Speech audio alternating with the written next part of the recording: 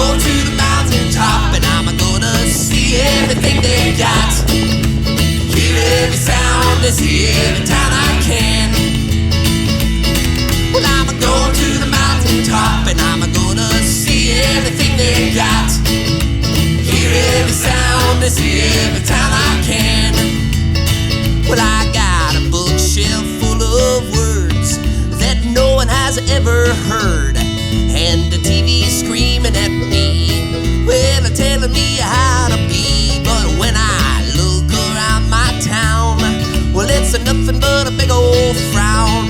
It's not as simple as the people on the TV make it out to be. Well, I'ma go to the mountaintop and I'm gonna see everything they got. Hear every sound and see every town I can. Well, I'ma go to the mountaintop and I'm gonna see everything they got. Hear every sound and see every town I can. Well, I met a man along my way. Well, he taught me how to pray, and the teacher teaching me, well, there's no God but you and me, and the father working hard to keep the family farm, and the banker telling me how to make a quick buck or two.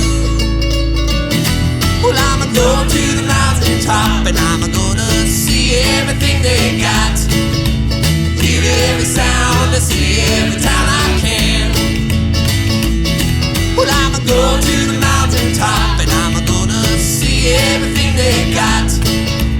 Hear every sound and see every town I can.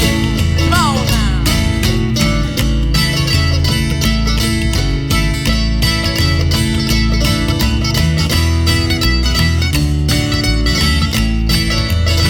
Well, I met a man down in the south with an elephant in his mouth and a jackass to the north that'll bore you to a snore.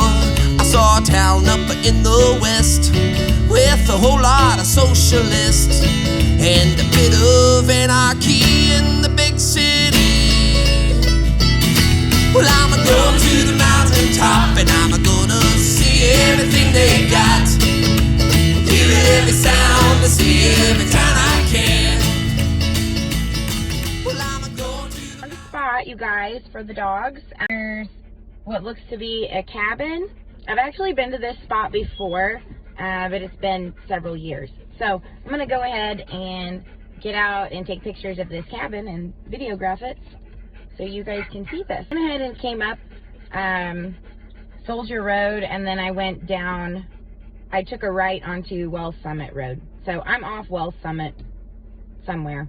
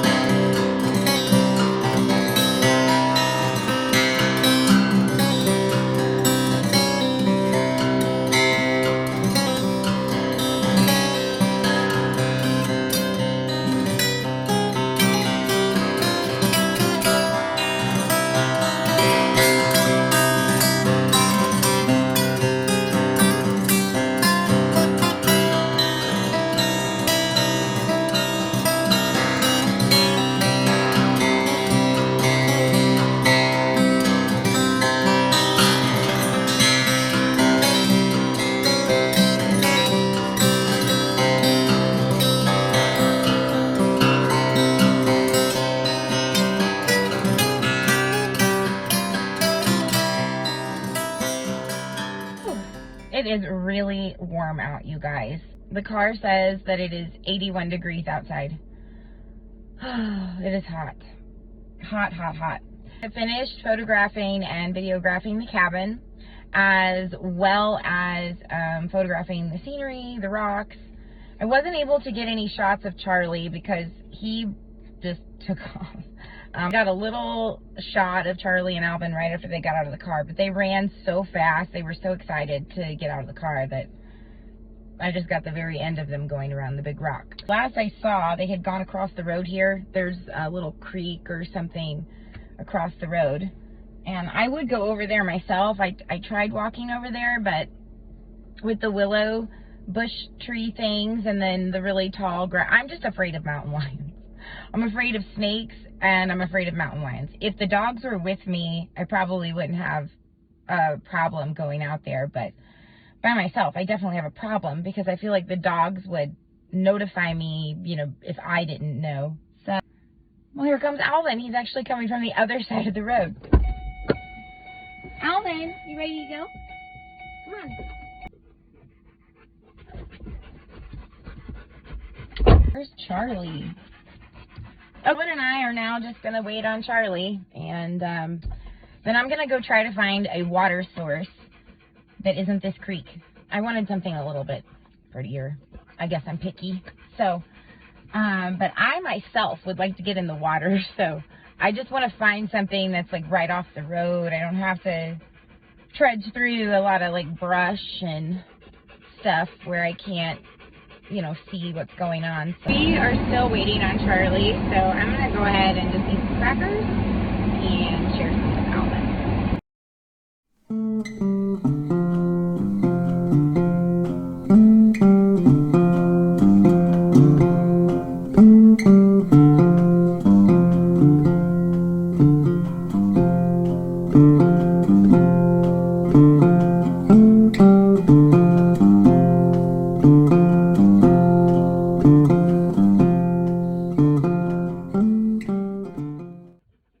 Nice little spot.